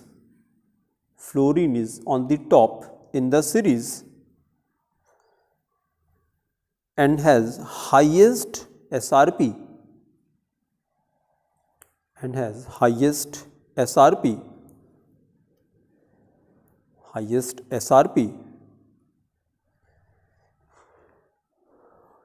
bracket में plus 2.85 volt,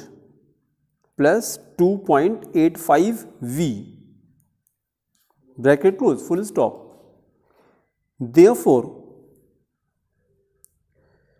therefore F2 is fluorine, therefore F2 is the strongest oxidizing agent,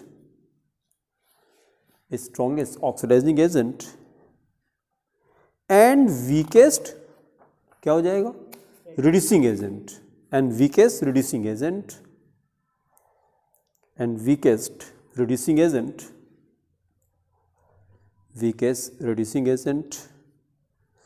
then write note number 2,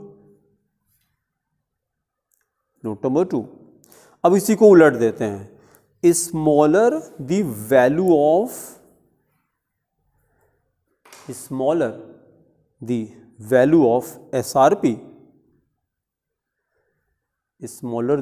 value of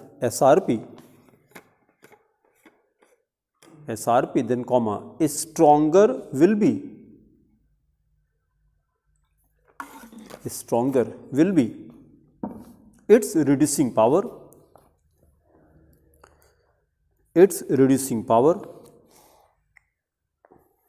then example, Li lithium, Li has lowest SRP, lithium has lowest SRP,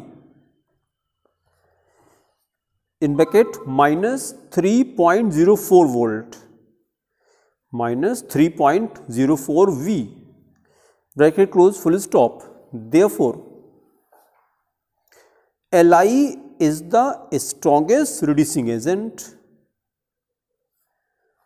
Lithium is the strongest reducing agent.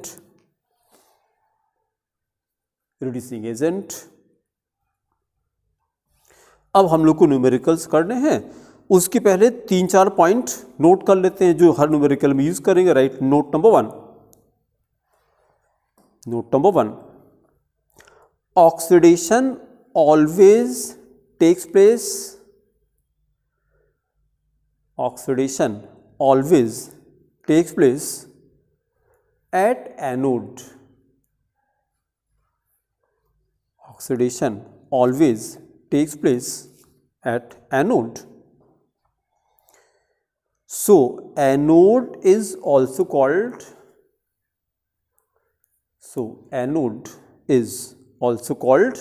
oxidizing electrode. So anode is also called oxidizing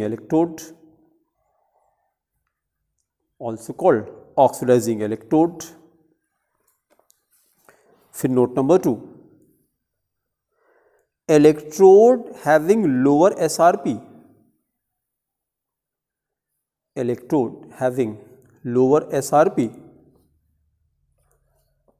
lower SRP और higher SOP. ये भी ठीक है ना, उल्टा हो जाएगा. और higher SOP is anode.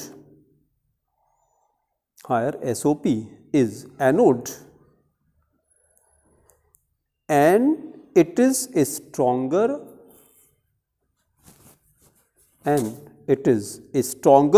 reducing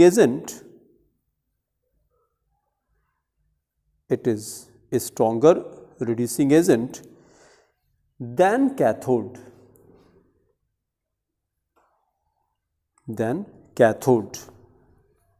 फिर एक पॉइंट और करिए, नोट नंबर 3, इलेक्ट्रॉन्स, पहले भी लिख चुके हैं इसको हम लोग. Electrons flow from electrode having lower SRP.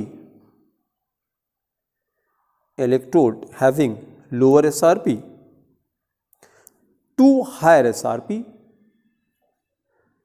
Lower SRP to higher SRP. That is anode to cathode.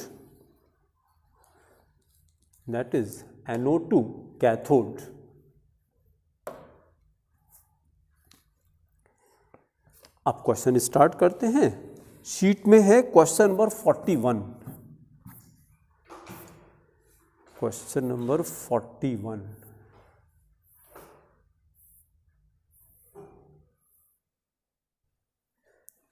And एक लाइन का है, लिख ही लीजिए चाहे. क्वेश्चन नंबर 41 रेफरेंस करिए, शीट में मिल जाएगा आपको. The reduction potential of a metal X.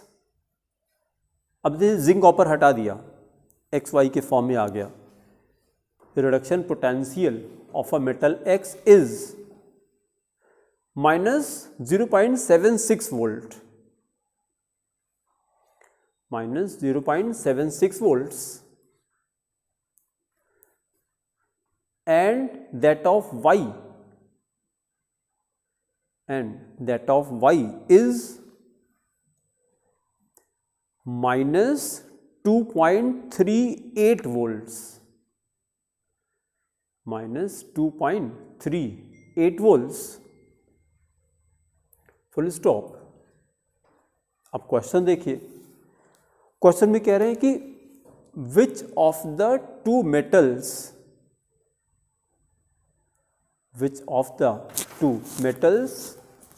Is a strong reducing agent.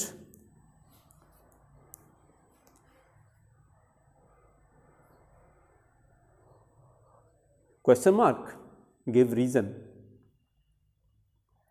कौन सा स्ट्रॉन्ग रिड्यूसिंग एजेंट हो जाएगा?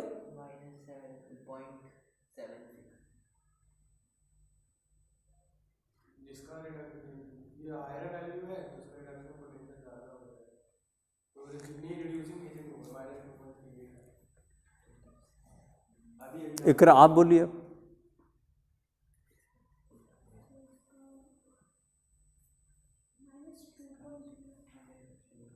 मतलब ये क्या, पूरा सेंटेंस तो बोलिए इसका।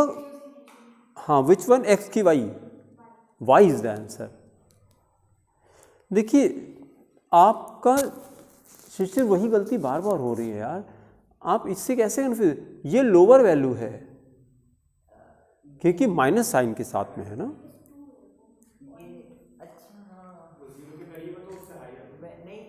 हाँ मैंने ध्यान नहीं किया नहीं, मतलब मैंने उसको 7.6 समझ लिया था। 7.6, अरे 7.6 तो बहुत हो गया तब तो फिर। मैंने इसी को किया, फिर पता नहीं क्यों इस पे ध्यान किया तो 7.6 इसको समझ। तो यही तो करना है, ध्यान ही तो देना है, क्योंकि मन में संस्कार बन चुके हैं है कि नहीं, वो उनको हटा करके और बीच बीच में मेडिटेशन किया करिए बेटा, और कोई ऑप्शन इसका नहीं है, बीच बीच में ध्यान दिए। तो इसकी वैल्यू कम है ना, आंसर लिखिए फिर। Electrode having lower SRP, electrode having lower SRP, that is the metal Y, that is the metal Y, bracket minus 2.38 V, minus 2.38 V bracket close, is a stronger reducing agent, is a stronger reducing agent। तो जो हम लोगों ने 3-4 point लिखे थे note में करके, उसी के क्वेश्चन सब बन रहे हैं सब, ठीक है। फिर 42 देखिए, इसको ऐसे डायरेक्टली कर लीजिए क्योंकि लंबा क्वेश्चन है, खाली रेफरेंस लिखिए क्वेश्चन नंबर 42 और डायरेक्टली ऐसे आंसर करेंगे। ये कह रहे हैं कि व्हेन जिंक ग्रेन्यूल, ग्रेन्यूल किसको कहते हैं, पार्टिकल को कहते हैं, छोटे छोटे जो पीसेस होते हैं। When zinc granule is dipped into copper sulfate solution, copper is precipitated। पहली बात तो ये बताइए ये सही है कि गलत है? हाँ,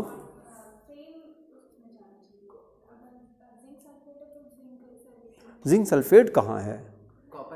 नहीं बोलने दीजिए, एक एक को बोलने दीजिए पहले। जैसे जिंक ग्रेन्यूल को डाला हमने, कॉपर सल्फेट में डाला, अब आप क्या कहना चाह रहे हैं, किस लिए सेम जाना चाहिए? आप जो बता रहे हैं वो हाफ सेल बनाने के लिए था, ये हाफ सेल ही बना रहे हैं। ये कोई, जैसे अभी हम लोगों ने एक बात ये कही थी ना, जब आपको ये मैंने दिया था ये कि ये 3 स्पीशीज हैं, 3 मेटल्स हैं, 3 आयन से कुछ भी हैं, ये as it is they have been taken from EMF series. तो अगर जो एलिमेंट नीचे होगा C, ये C क्या करेगा, B को सॉल्यूशन से डिस्प्लेस कर देगा। इलेक्ट्रोकेमिकल सीरीज में जिंक ऊपर है, कॉपर नीचे है। नो, उल्टा बोल गए हम। हाँ, तो जिंक क्या करता है, जिंक कॉपर को डिस्प्लेस कर देता है। तो यही तो क्वेश्चन ही था यहाँ पे, जो इन्होंने कहा कि जिंक ग्रेन्यूल को हमने कॉपर सल्फेट में डाला। When zinc granule is dipped in the copper sulfate solution, copper is precipitated, सही है, वहां से वो कॉपर को डिस्प्लेस कर देगा। अच्छा, अब खाली ऑप्शन आपको देखना है कि रीजन उसका क्या है। Both copper and zinc have positive electric reduction potential. एक हाइड्रोजन के ऊपर, एक हाइड्रोजन के नीचे। उल्टा है ना। फिर कह रहा है कि reduction potential of copper is higher than that of zinc.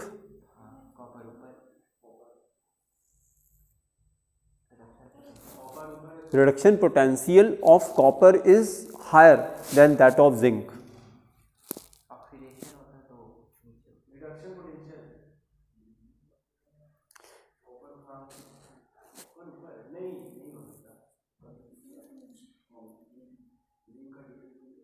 किसकी एसआरपी कम है? जिंक की एसआरपी कम होती है, जिंक की एसआरपी कम होती है। तो reduction potential of copper is higher, तो ये तो ठीक है। फिर सेंटेंस, थर्ड सेंटेंस देखिए, reduction potential of zinc is higher, ये गलत हो गया, उल्टा हो गया। Both zinc and copper have negative reduction potential.